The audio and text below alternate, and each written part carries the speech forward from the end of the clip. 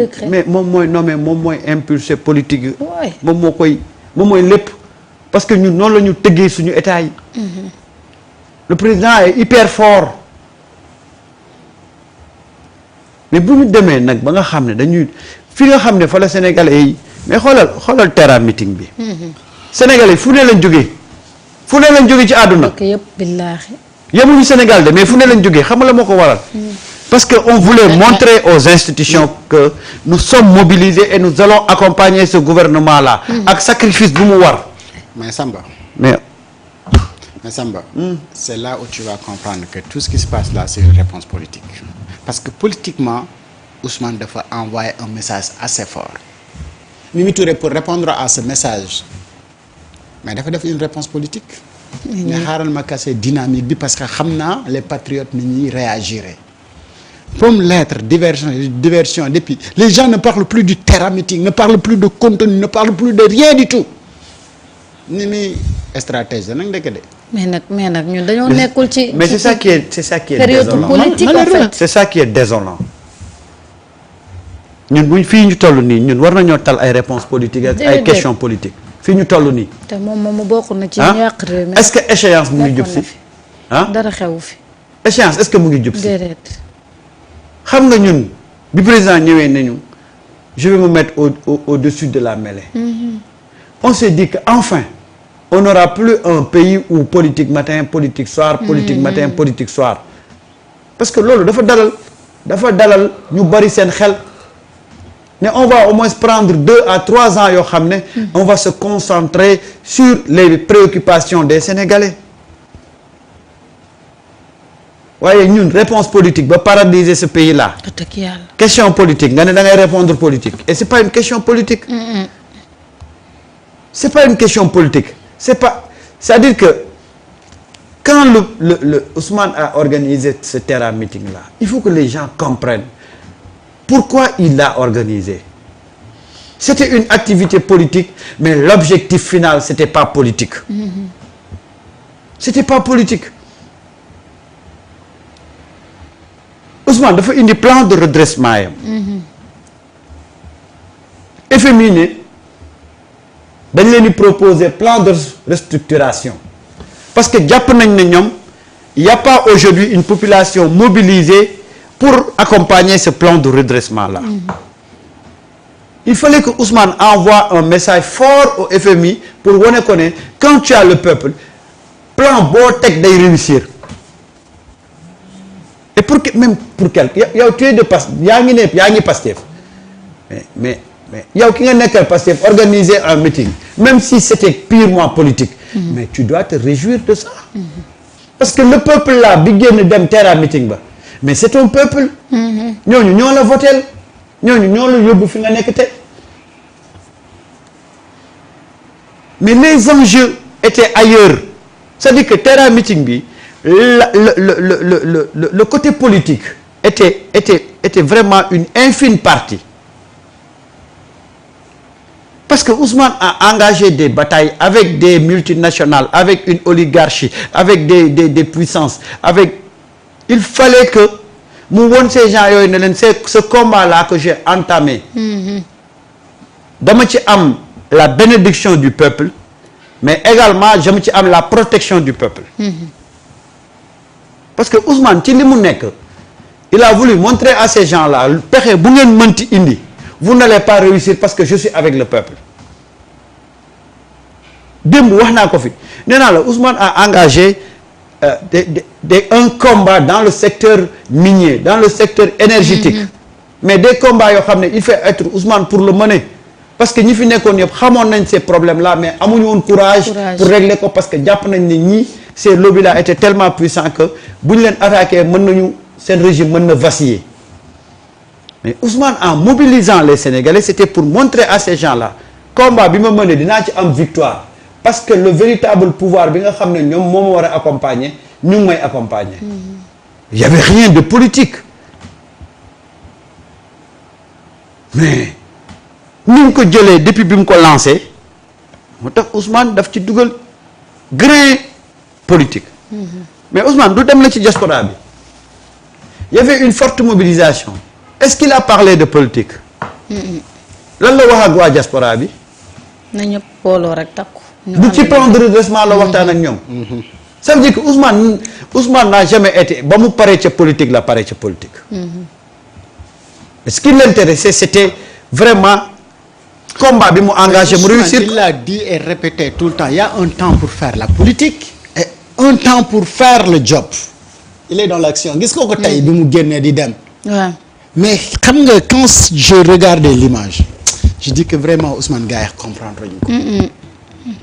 lan nga Fatoumata envoyé woon naa la photo Ousmane yi tey jii. non au-delà de photo bi vidéo bi lan nga njëkk a remarqué.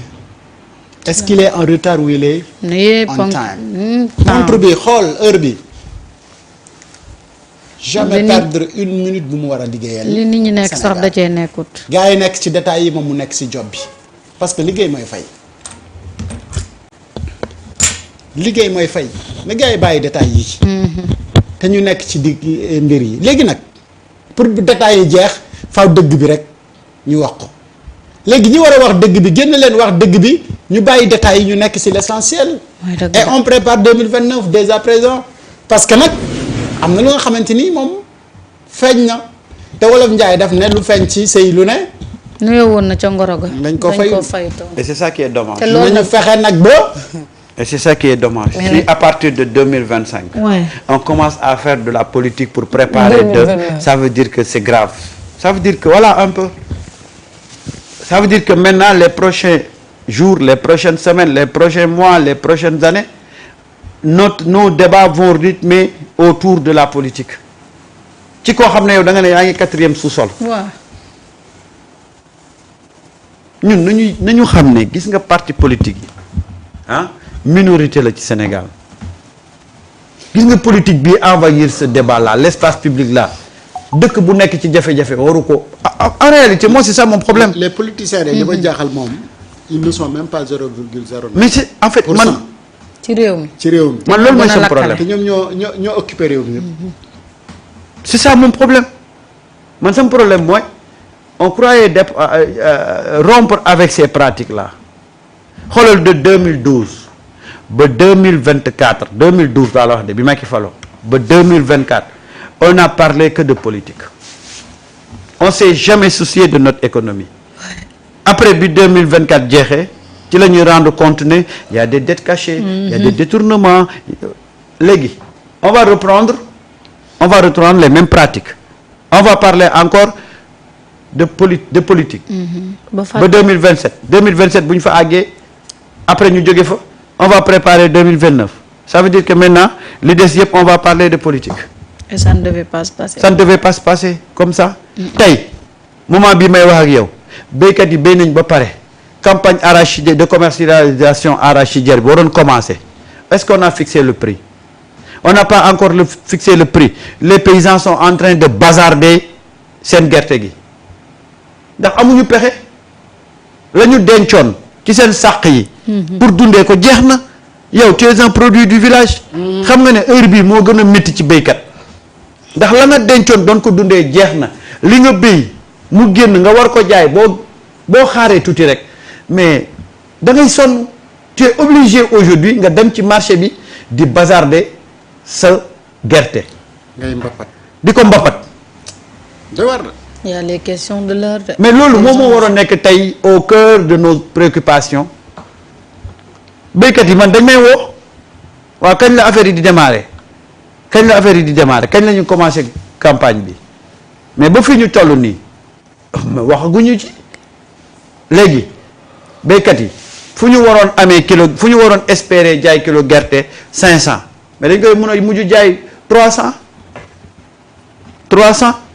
am ci lu ñu mën a dundee parce que nag heure bii moo gën a métti ci béykat ndax li nga yoroon yëpp jeex na il te faut de l'argent il te faut la nga fay mën a amee mooy nga jaay sa gerte. les questions sont là de. Marita est-ce que xam nga am na ñoo xam ne dañu dem di jàng mais inscrire guñu fayaguñ inscription. xam nga lu ñuy xaar ñu jaay gerte.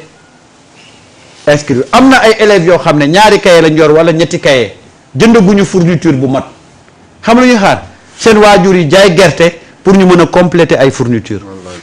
am na ñoo xam ne jëndaguñu livre mais yooyu yëpp nit ñi ñu ngi koy dund. dëgg yàlla on n'a pas besoin de. yi xew nii de.